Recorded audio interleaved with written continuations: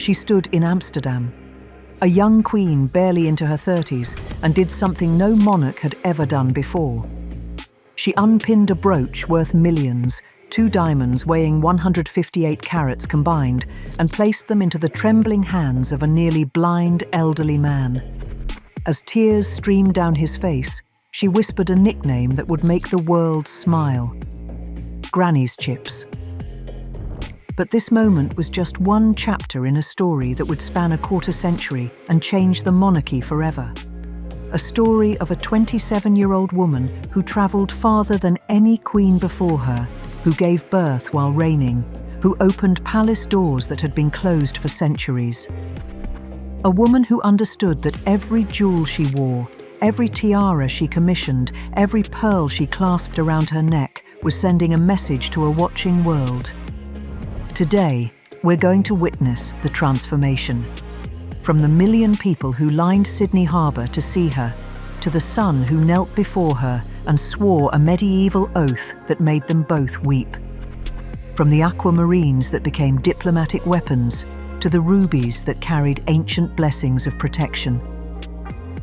This is the story of how Elizabeth II spent 25 years building something the world had never seen: a modern monarchy for a dying empire. When we left Elizabeth in 1953, she had just been crowned in Westminster Abbey. The imperial state crown sat on her head. The coronation necklace, created for Queen Victoria in 1858 by Garrard, featuring 26 diamonds including the 22.48 carat Lahore diamond, circled her throat. She had been transformed from a young woman into Elizabeth Regina. But coronations don't teach you how to be a queen. They just give you the costume. Elizabeth was 27 years old, mother to 2 small children, married to a man who had just sacrificed his naval career for her throne. The British Empire was crumbling. India had already gained independence, and more colonies were demanding freedom every year. The world was watching to see if this young woman could possibly hold together what remained. What happened next defied every expectation. Between 1953 and 1977, the year of her silver jubilee, Elizabeth didn't just reign. She revolutionized what it meant to be a monarch. She became the first reigning British sovereign to visit Australia and New Zealand. She gave birth to 2 more children while on the throne. She opened the palace doors to television cameras. She commissioned jewels that spoke her own language rather than simply inheriting the past. And through it all, the jewels were witnesses. Let me show you how. The Commonwealth Tour. Within months of her coronation, Elizabeth embarked on what would become the longest Commonwealth tour ever undertaken by a reigning monarch. From November 1953 through May 1954, she and Philip travelled over 44,000 miles, visiting 13 countries across the Caribbean, Australasia, Asia, and Africa. The scale was staggering, but what made it revolutionary was this: Elizabeth became the first reigning British monarch ever to set foot in Australia and New Zealand. For over 150 years, these nations had been part of the British realm, and no crowned sovereign had ever actually visited them. When the royal yacht sailed into Sydney Harbour on February 3, 1954, approximately 1 million people crowded the shores, nearly 55% of the city's entire population. Over the next 58 days in Australia, Elizabeth and Philip visited 57 cities and towns, travelled 27,000 miles, and attended more than 250 formal engagements. By the time they departed, an estimated 3/4 of Australia's total population had seen their queen at least once. In New Zealand, the response was equally extraordinary. During the 38-day visit, an estimated 3 out of every 4 New Zealanders saw the royal couple. They visited 46 towns and attended 110 functions. Former Prime Minister David Lang would later recall, "They were greeted with a frenzy which is hard to imagine today." For these grand state banquets and formal receptions, Elizabeth wore what would become her signature piece, the Girls of Great Britain and Ireland tiara. This diamond diadem had been given to Queen Mary as a wedding gift in 1893, and Queen Mary had given it to Elizabeth as a wedding present in 1947. Elizabeth affectionately called it Granny's Tiara. The tiara appeared so frequently during these tours that it became synonymous with Elizabeth's image. It had been featured in the Dorothy Wilding portraits taken just 3 weeks after her accession, which became the basis for stamps and currency. By wearing this inherited piece constantly, Elizabeth created a visual link to her grandmother's legacy while asserting her own authority. She paired the tiara with glittering diamond necklaces and her ever-present 3-strand pearl necklace, the one her father had given her, accumulated year by year throughout her childhood. The combination projected both royal majesty and accessible warmth. Diplomatic gifts.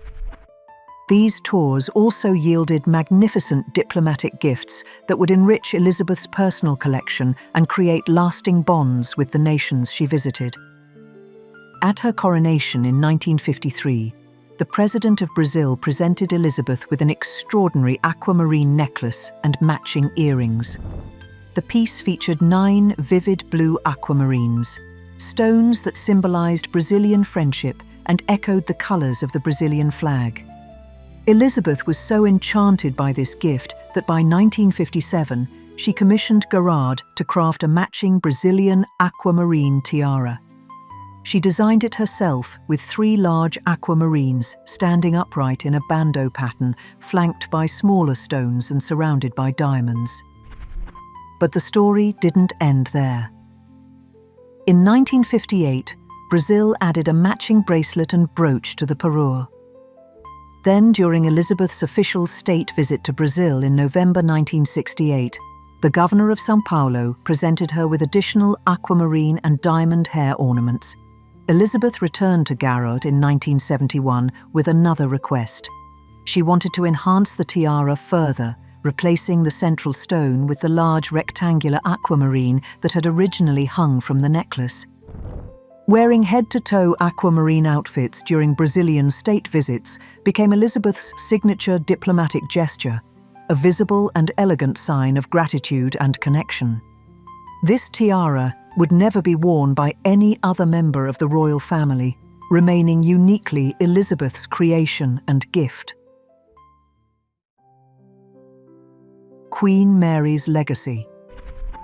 Upon Queen Mary's death in March 1953, just months after Elizabeth's accession, the young queen inherited a trove of historic jewels that dramatically expanded her collection.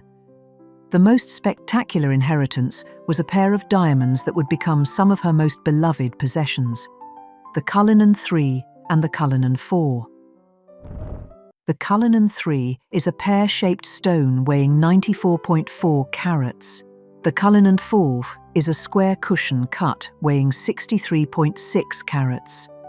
Together, they weigh 158 carats, cut from the 3,106 carat Cullinan rough diamond discovered in South Africa in 1905. Queen Mary had loved these diamonds passionately, often wearing them hooked together as a pendant brooch. She referred to them affectionately as her chips, a term of endearment that acknowledged their origin as pieces of a larger whole. When the stones passed to Elizabeth, she continued this tradition. And in 1958, during a state visit to the Netherlands, something remarkable happened. Elizabeth visited the Asher Company in Amsterdam to pay homage to the firm that had cut the Cullinan diamond decades earlier. Joseph Asher, the original cutter, had died long before, but his younger brother, Louis Asher, now elderly and nearly blind, was present. In a gesture of extraordinary grace, Elizabeth unpinned the brooch from her dress and placed it in Louis's trembling hands, allowing him to feel the stones his brother had cut. It was during this moment of intimate connection that the Queen was heard referring to the diamonds as Granny's chips, an affectionate nickname that would endure throughout her reign. Elizabeth also inherited from Queen Mary the Vladimir Tiara, an extraordinary piece with its own dramatic history. Originally owned by Grand Duchess Maria Pavlovna of Russia, the tiara had been smuggled out of Russia after the 1917 revolution. Queen Mary purchased it from the Grand Duchess's exiled daughter in 1921. The tiara was designed to be worn with pearl drops, emerald drops, or simply as a diamond band, demonstrating remarkable versatility. Building her own collection. Beyond inherited pieces, Elizabeth developed her own distinctive aesthetic preferences, showing a particular love for coloured gemstones. She adored sapphires.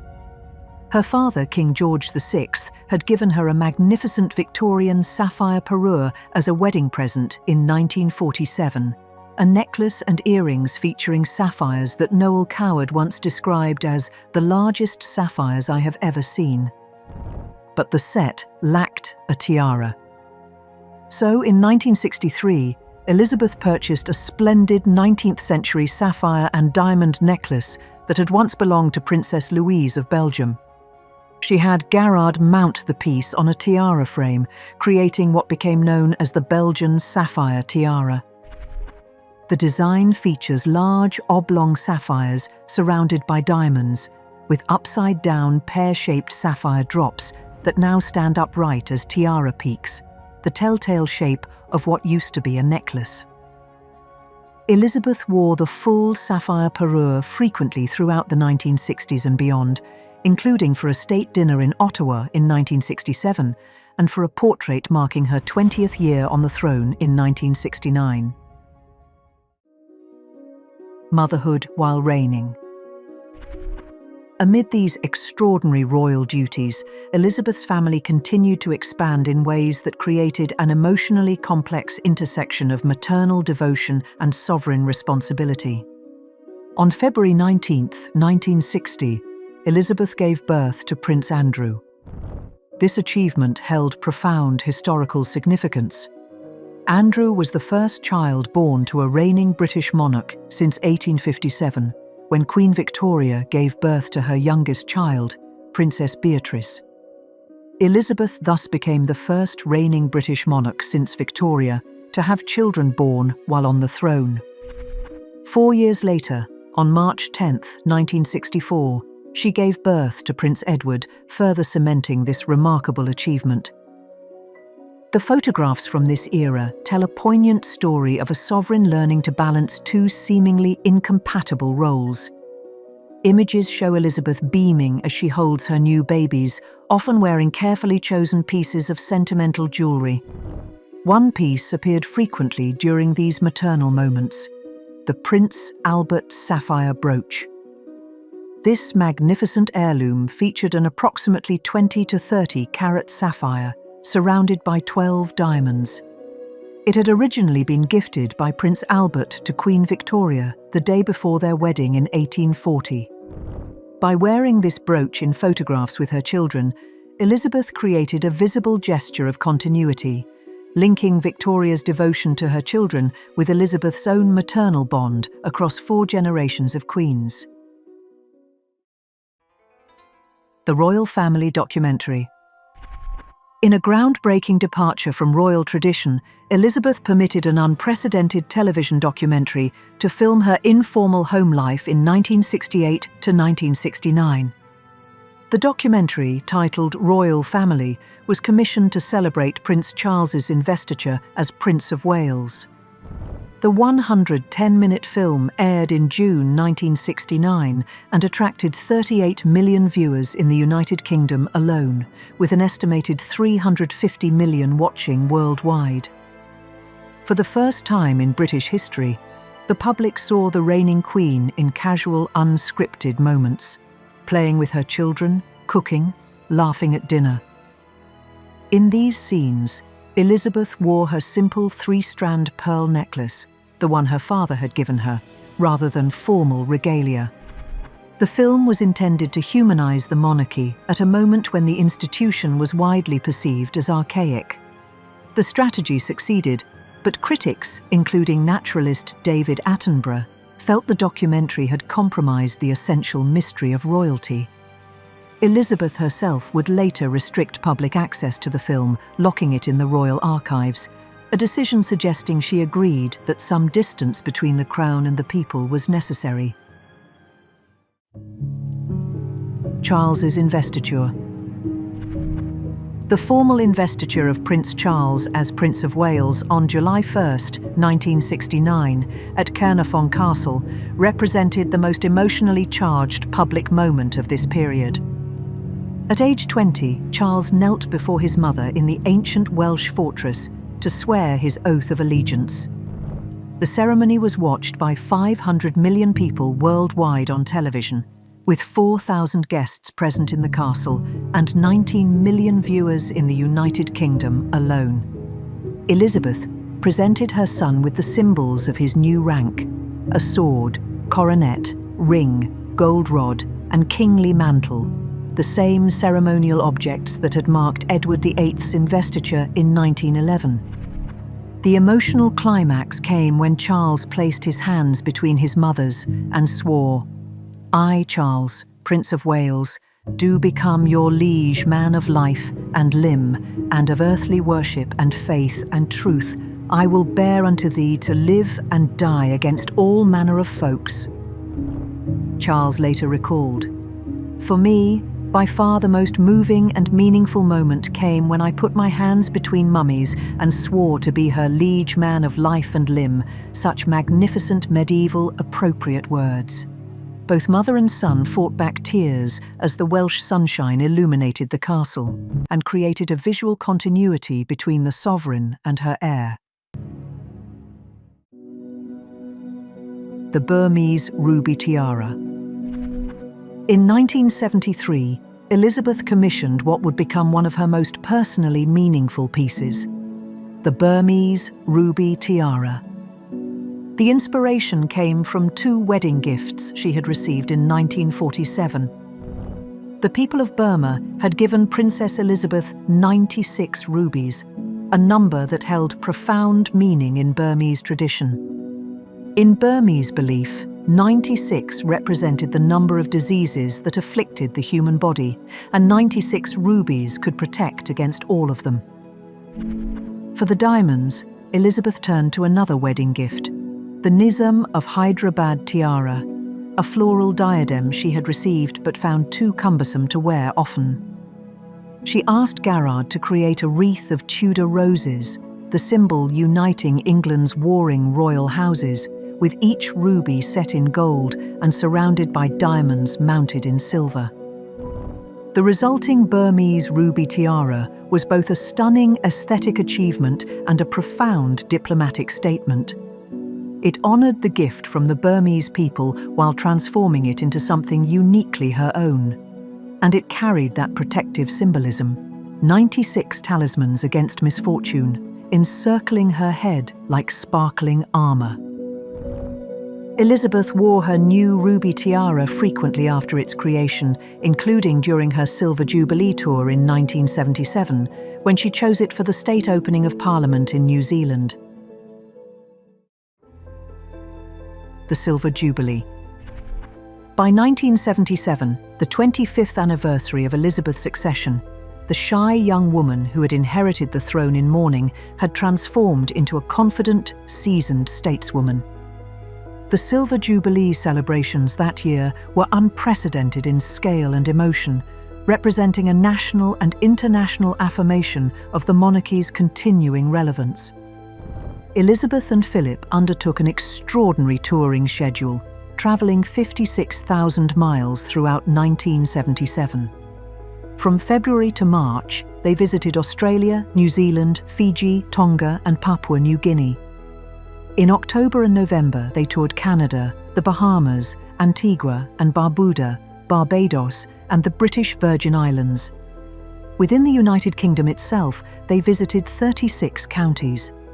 In Lancashire alone, over 1 million people turned out to see the Queen. The climax came on June 7, 1977, Jubilee Day. Elizabeth and Philip, riding in the Gold State coach, processed to St. Paul's Cathedral for a service of thanksgiving. More than 1 million people lined the route, many having camped overnight. An estimated 500 million people watched the ceremony on television worldwide. Elizabeth appeared in a vibrant, bright pink outfit, a colour choice that conveyed both the optimism of the moment and her continued vitality. The emotional resonance of the Jubilee was palpable. Here was a queen who had weathered the Suez Crisis, witnessed the Cultural Revolution of the 1960s and the moon landing, presided over the dissolution of the British Empire and the transformation of the Commonwealth, and navigated the social upheaval of the 1970s, yet had remained a steady, principled anchor in public life. The most poignant image from the Silver Jubilee came on June 7th, when Elizabeth appeared on the Buckingham Palace balcony, surrounded by her family. Prince Charles stood beside her, now 28 years old. Princess Anne was there with her young family. Princes Andrew and Edward, now teenagers, flanked their mother. Sunlight glinted off Elizabeth's diamonds and three-strand pearls as the crowds below chanted, "God save the Queen." Elizabeth took an institution designed for empire and transformed it into something that could survive in a democratic age. She travelled 44,000 miles to be seen by her people. She gave birth while reigning. She commissioned jewels that told her own story, the Brazilian Aquamarines, the Burmese Rubies, rather than simply inheriting the past. And through it all, the jewels were witnesses. Granny's chips connected her to family history. The aquamarines spoke of diplomatic gratitude. The Burmese rubies became her armour. Her father's pearls remained her comfort. And the coronation jewels, worn again at Charles's investiture, proclaimed continuity across generations. By the Silver Jubilee in 1977, Elizabeth had proven what many had doubted, that a young woman could not only wear the crown, but could make it relevant for a new age. Which moment resonates most deeply with you? The tender moment when she placed Granny's chips in an elderly man's hands. Charles's investiture, when medieval words revealed the human heart beneath the crown. Share your thoughts in the comments below. If this journey moved you, please give this video a like and subscribe to the channel. Thank you for watching.